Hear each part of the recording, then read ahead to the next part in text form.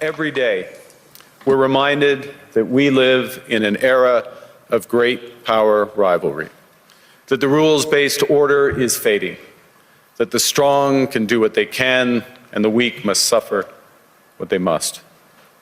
And this aphorism of Thucydides is presented as inevitable, as the natural logic of international relations reasserting itself. And faced with this logic, there is a strong tendency for countries to go along to get along, to accommodate, to avoid trouble, to hope that compliance will buy safety. Well, it won't. So what are our options? In 1978, the Czech dissident Václav Havel, later president, wrote an essay called The Power of the Powerless.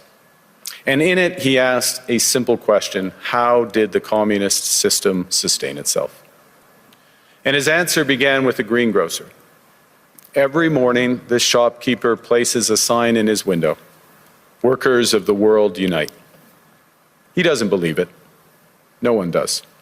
But he places the sign anyway to avoid trouble, to signal compliance, to get along.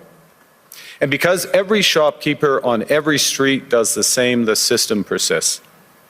Not through violence alone, but through the participation of ordinary people in rituals they privately know to be false. Havel called this living within a lie. The system's power comes not from its truth, but from everyone's willingness to perform as if it were true.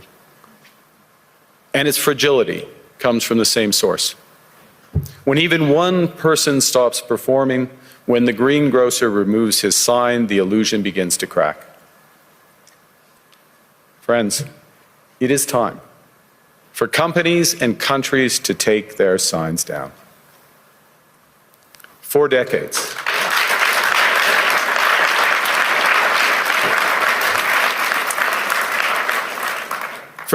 countries like Canada prospered under what we called the rules-based international order. We joined its institutions, we praised its principles, we benefited from its predictability. And because of that, we could pursue values-based foreign policies under its protection. We knew the story of the international rules-based order was partially false, that the strongest would exempt themselves when convenient, that trade rules were enforced asymmetrically.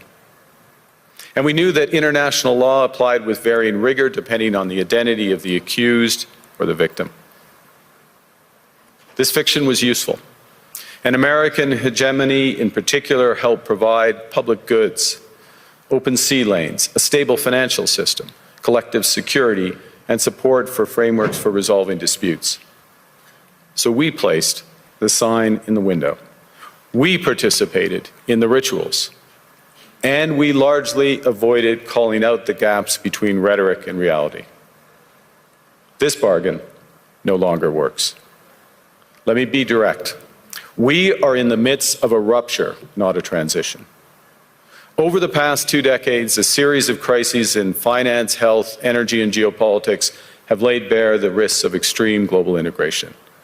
But more recently, great powers have begun using economic integration as weapons. Tariffs as leverage, financial infrastructure as coercion, supply chains as vulnerabilities to be exploited.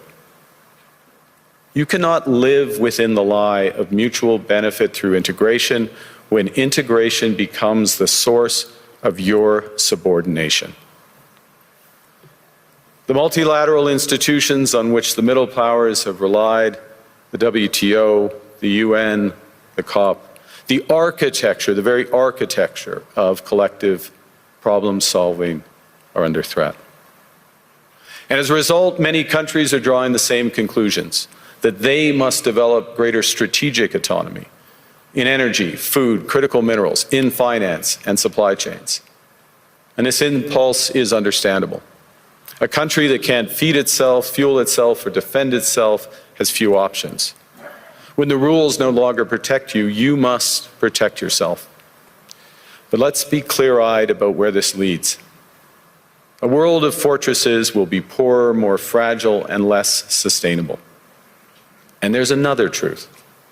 If great powers abandon even the pretense of rules and values for the unhindered pursuit of their power and interests, the gains from transactionalism will become harder to replicate.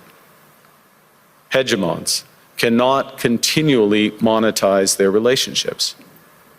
Allies will diversify to hedge against uncertainty. They'll buy insurance, increase options in order to rebuild sovereignty. Sovereignty that was once grounded in rules but will increasingly be anchored in the ability to withstand pressure. This room knows this is classic risk management. Risk management comes at a price. But that cost of strategic autonomy, of sovereignty, can also be shared. Collective investments in resilience are cheaper than everyone building their own fortresses. Shared standards reduce fragmentations. Complementarities are positive sum. And the question for middle powers like Canada is not whether to adapt to the new reality. We must. The question is whether we adapt by simply building higher walls or whether we can do something more ambitious. Now, Canada was amongst the first to hear the wake-up call, leading us to fundamentally shift our strategic posture. Canadians know that our old, comfortable assumptions that our geography and alliance memberships automatically conferred prosperity and security, that assumption is no longer valid. And our new approach rests on what Alexander Stubb, the President of Finland, has termed value-based realism. Or to put another way, we aim to be both principled and pragmatic. Principled in our commitment to fundamental values, sovereignty, territorial integrity, the prohibition of the use of force except when consistent with the UN Charter, and respect for human rights. And pragmatic in recognizing that progress is often incremental, that interests diverge, that not every partner will share all of our values. So we're engaging broadly, strategically, with open eyes. We actively take on the world as it is, not wait around for a world we wish to be.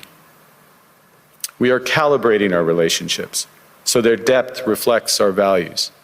And we're prioritizing broad engagement to maximize our influence, given the fluidity of the world at the moment, the risks that this poses, and the stakes for what comes next. And we are no longer just relying on the strength of our values, but also the value of our strength. We are building that strength at home. Since my government took office, we have cut taxes on incomes, on capital gains and business investment. We have removed all federal barriers to interprovincial trade. We are fast-tracking $1 trillion of investments in energy, AI, critical minerals, new trade corridors, and beyond. We're doubling our defense spending by the end of this decade, and we're doing so in ways that build our domestic industries. And we are rapidly diversifying abroad. We've agreed a comprehensive strategic partnership with the EU, including joining SAFE, the European Defence Procurement Arrangements.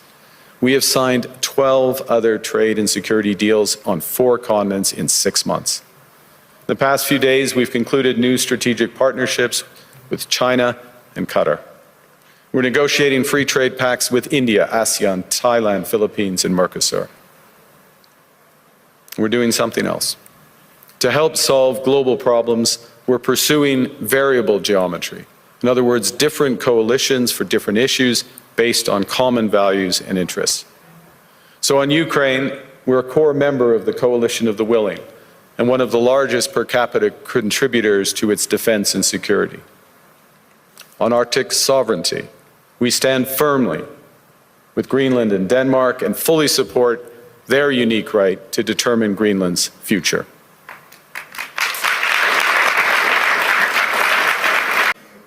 Argue the middle powers must act together because if we're not at the table, we're on the menu.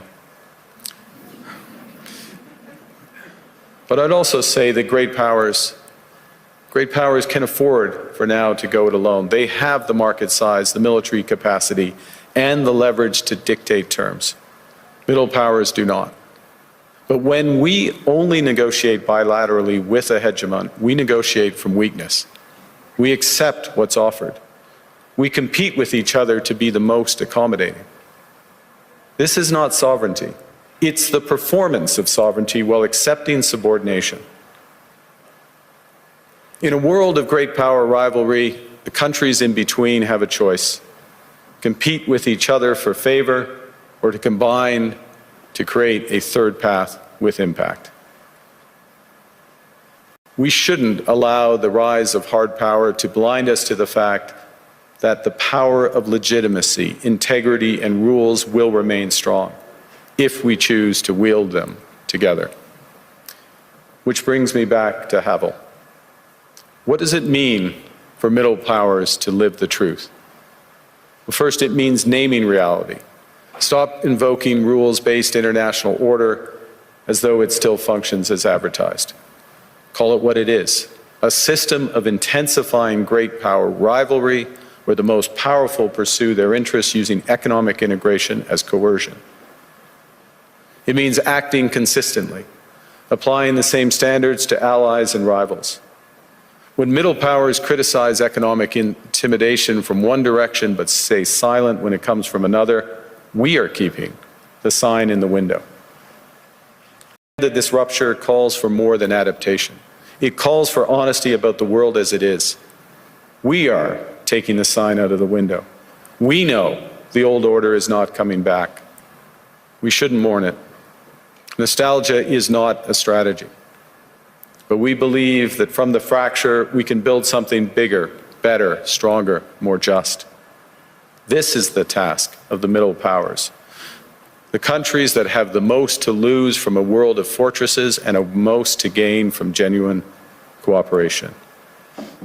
The powerful have their power, but we have something too. The capacity to stop pretending, to name reality, to build our strength at home, and to act together. That is Canada's path. We choose it openly and confidently, and it is a path wide open to any country willing to take it with us. Thank you very much.